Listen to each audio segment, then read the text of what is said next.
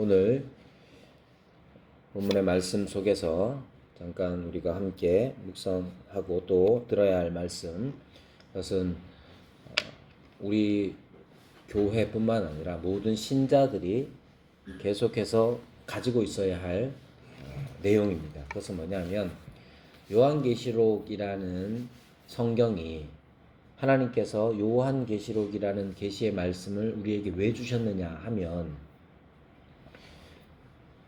교회가 최종적으로 승리한다는 거예요. 우리의 믿음이 최종적으로 승리를 한다는 것을 신자들이, 그리스도를 믿는 신자들이 믿고 살아가도록 하기 위한 겁니다.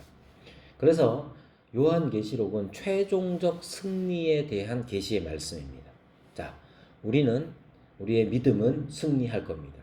그럼 우리의 믿음이 승리한다는 사실을 우리가 굳게 믿으면서 사는 것인데, 우리의 승리라는 게 과연 어떤 것이고 그 승리는 어떤 과정을 거쳐서 우리에게 오느냐 하는 것을 제대로 이해할 필요가 있죠. 자, 사람들은 당신이 반드시 승리할 겁니다 라는 말을 좋아합니다. 예를 들면 지금 졸고 있는 우리 수아에게 얼마 전까지만 해도 학교 좋은 데 갈 거야 부터 시작해서 입시를 준비하고 있으니 입시 결과가 좋을 거야 이렇게 말해 줄 수 있잖아요. 우리가 신앙생활을 하면서도 우리가 우리 스스로에게 뿐만 아니라 다른 믿음의 형제들에게 우리는 승리할 겁니다 라고 말해 줄 수 있습니다. 그러면 기분이 좋아요, 안 좋아요?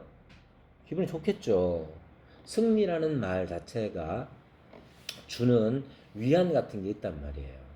그런데 여기서 빠지는 게 뭐냐 하면, 종종 빠뜨리는 게 뭐냐 하면, 그럼 최종적 승리는 내가 믿을 수 있다, 믿는다. 그러면 최종적 승리까지 우리는 어떤 과정을 거치는가에 대한 이해가 잘 없단 말입니다.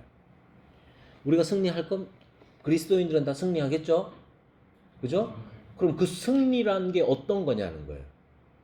알아야 될 것은 우리가 그리스도인이 승리한다는 게 과연 어떤 건가 하는 것 한 가지하고, 그 승리하는 과정은 어떻게 이루어지느냐 하는 이해가 필요하단 말입니다.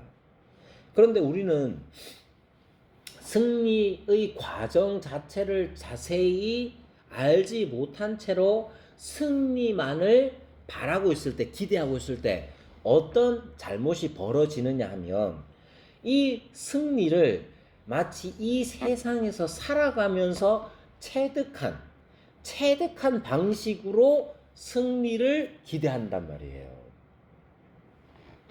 자, 이 세상에서 승리하려면 어떻게 해야 됩니까? 무엇이든지 승리하려면 어떻게 해야 됩니까? 열심히 해야 되지. 열심히 해야 되고, 최종적 승리를 위해서 그 과정 속에서 내가 열심히 하는 건 기본이고, 또 뭐가 필요합니까?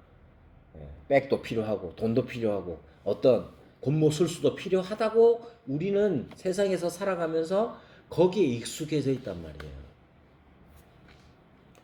회사원, 직장에 다니면서 승리란 뭡니까? 진급이겠고 더 높은 연봉일 수 있겠죠. 그럼 더 높은 연봉과 진급을 하기 위해서는 어떻게 해야 합니까?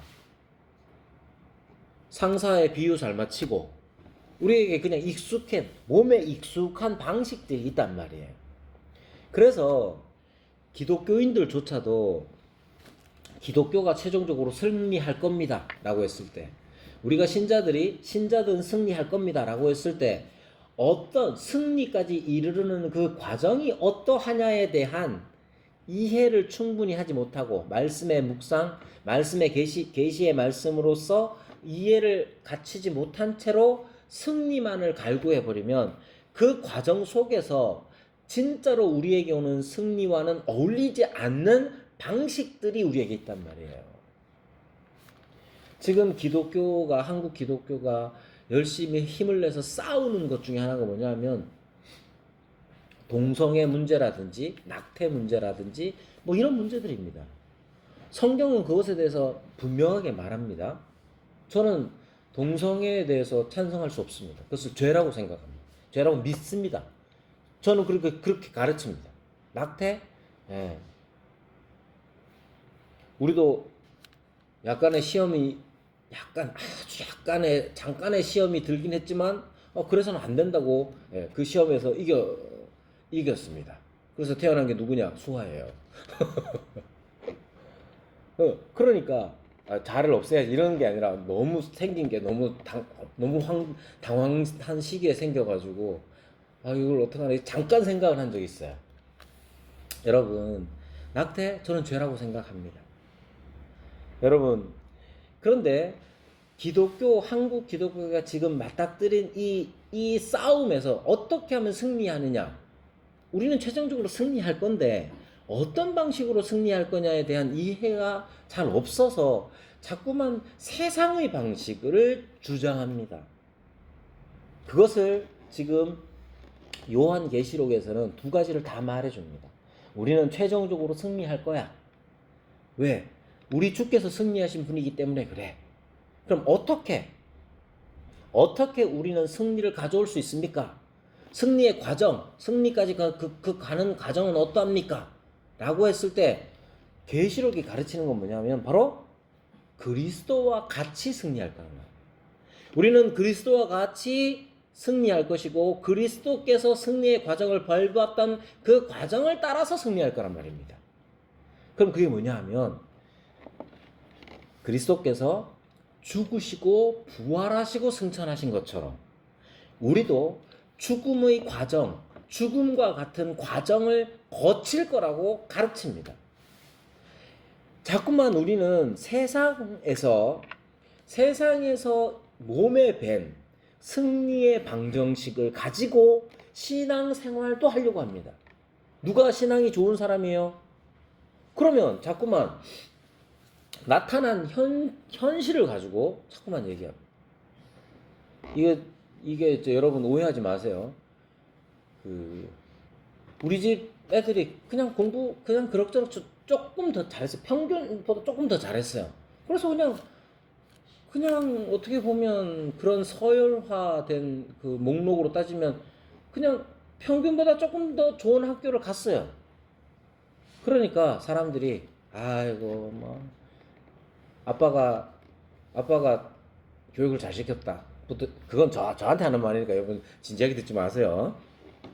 막 그랬단 말이야. 근데 그 말을 저한테 해주시던 분의 친구분 목사님인데 친구분 목사님 아들 딸들은 전부 다 수능 1%라.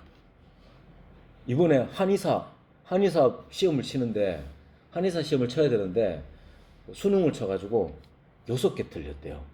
그래가지고 지방의 의대에 장학금을 받고 입학하기로 했대. 그러니까 저는 우리는 잽도 안 되잖아. 우리 그렇게 치면. 그렇잖아? 하지만 난 너희가 자랑스럽단다. 자, 보세요. 우리는 자꾸만 우리의 승리라는 것 자체를 우리에게 세속에 익숙한 방식으로 생각을 한단 말이에요. 그래서 세상에서 승리하는 방식대로 우리는 승리를 이해할 때가 많아요. 승리의 과정으로 가는 것도 마찬가지예요. 승리의 과정이라는 게 세상에서 어떻게 하면 이겨내느냐를 우리는 잘 알고 있습니다. 몸으로 이미 체득이 돼 있어요. 몸에 배어 있어요. 그래서 자꾸만 교회 안에서의 승리도 그런 식으로 생각을 한단 말이에요.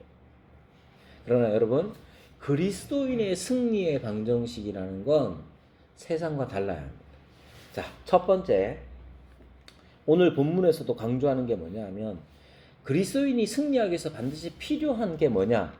우리는 그리스도의 신성, 예수 그리스도께서 바로 하나님이시다 하는 사실을 우리는 잊으면 안 됩니다. 오늘 지난주에도 말씀을 드렸지만 오늘 본문에서 등장하는 하늘, 바다와 땅을 밟고 서 있는 천사가 등장을 하죠. 이 힘센 다른 천사라고 1절에 표현된 이 천사는 바로 예수 그리스도를 나타냅니다. 그리스도를 나타낸단 말이에요.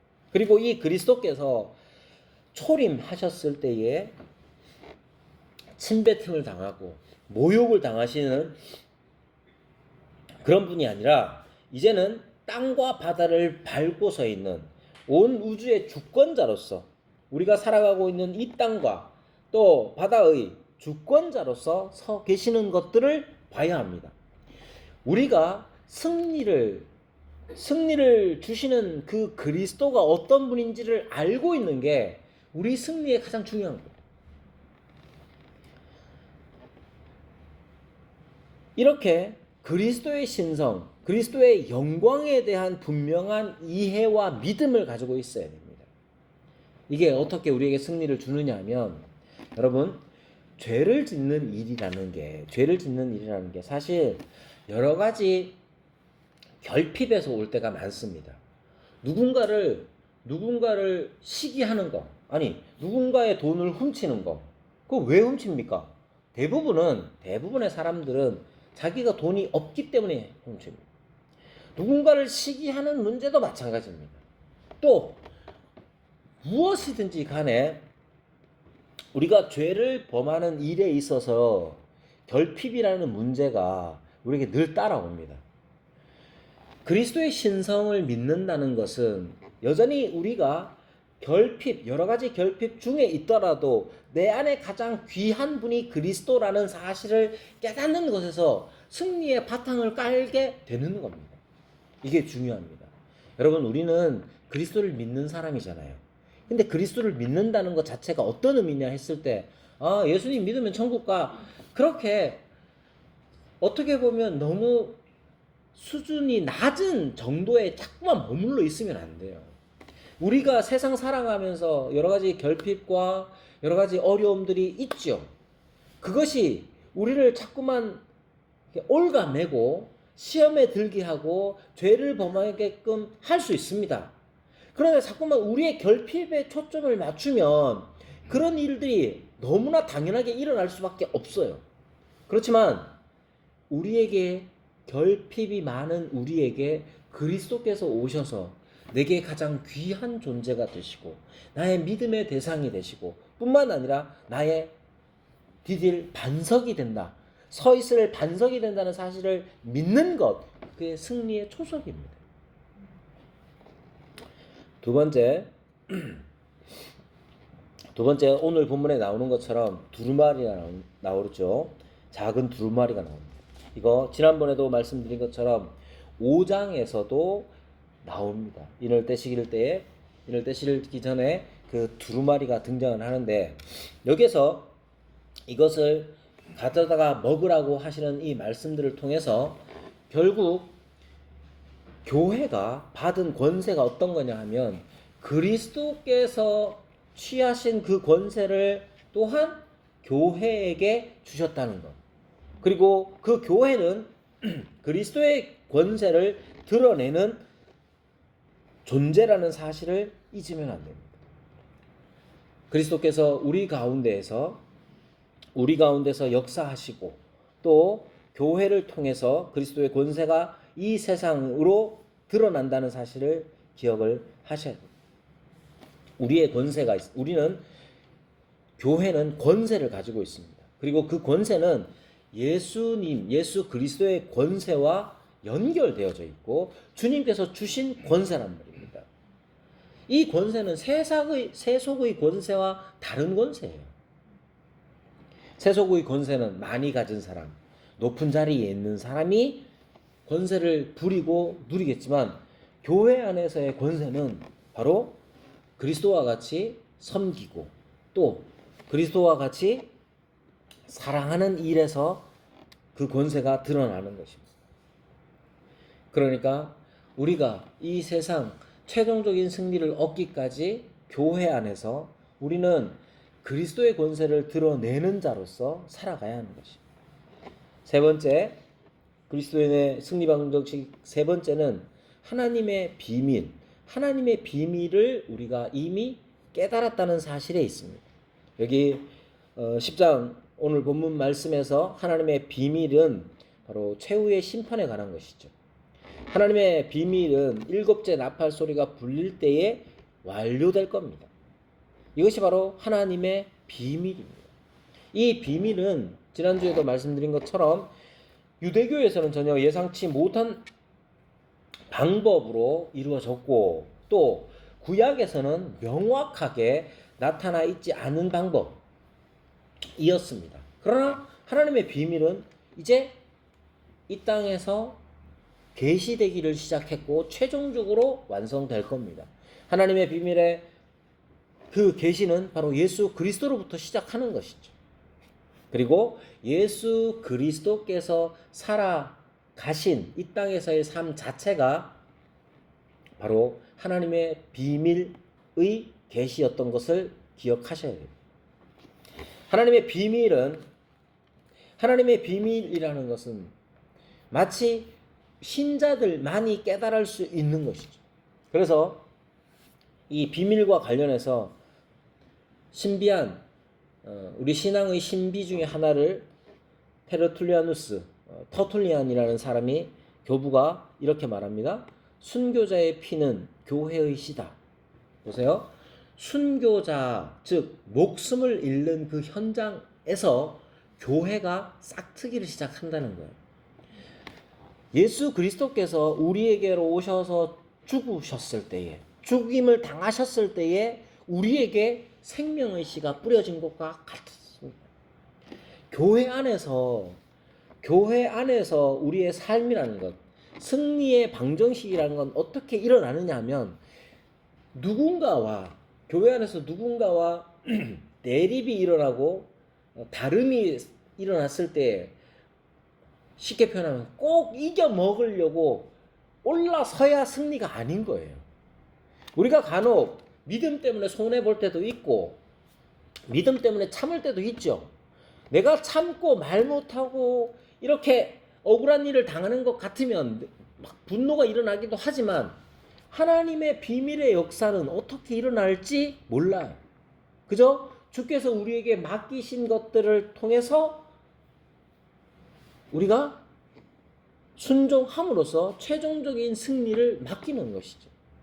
여러분, 그리스도께서 이 땅에 오셔서 죽으시고 부활하심으로써 교회가 시작되고 생명이 시작되는 것처럼, 그것이 바로 하나님의 비밀이었던 것처럼 우리도 이 세상에서 살아가면서 그런 삶의 방식으로 살아가야 하는 겁니다. 여러분, 교회 안에서도 우리가 함께 지낼 때 여러 가지 일들이 일어날 수 있죠.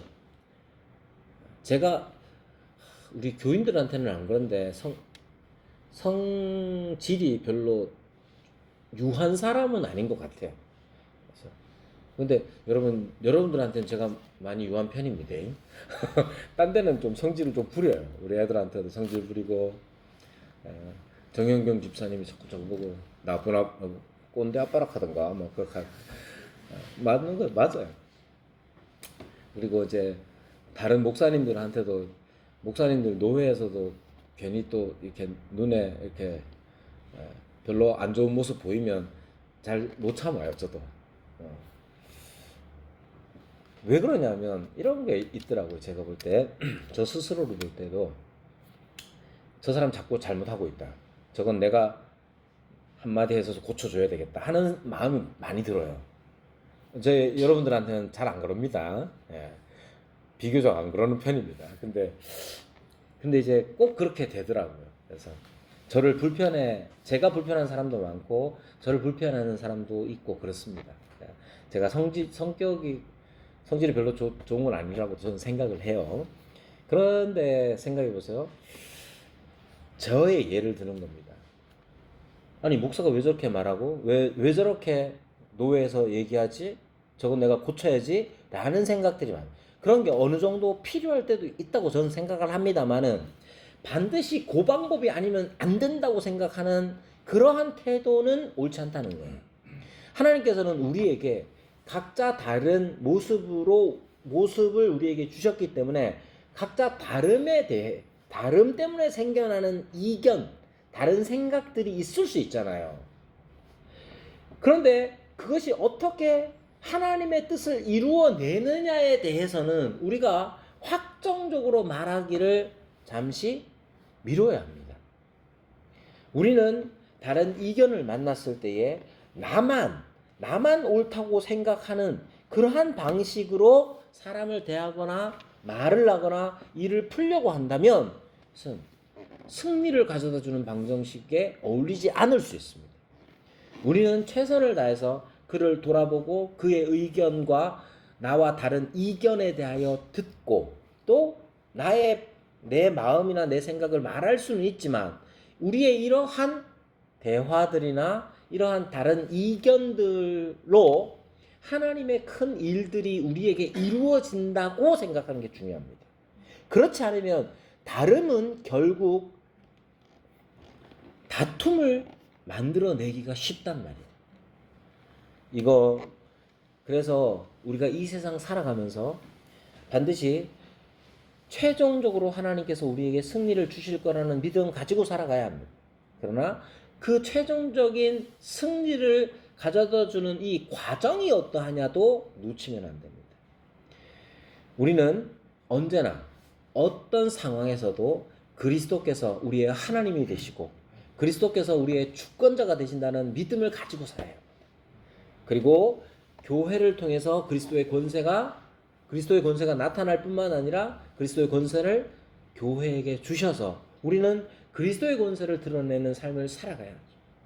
그렇게 살아갈 때에 하나님의 비밀이 우리 가운데서 더 일어나고 풍성하게 드러날 것을 우리가 믿으면서 살아야 합니다. 여러분, 우리의 승리에 우리가 최종적으로 승리를 믿는 사람답게 승리의 과정들을 하나하나 밟아가는 저와 여러분이 되기를 바랍니다.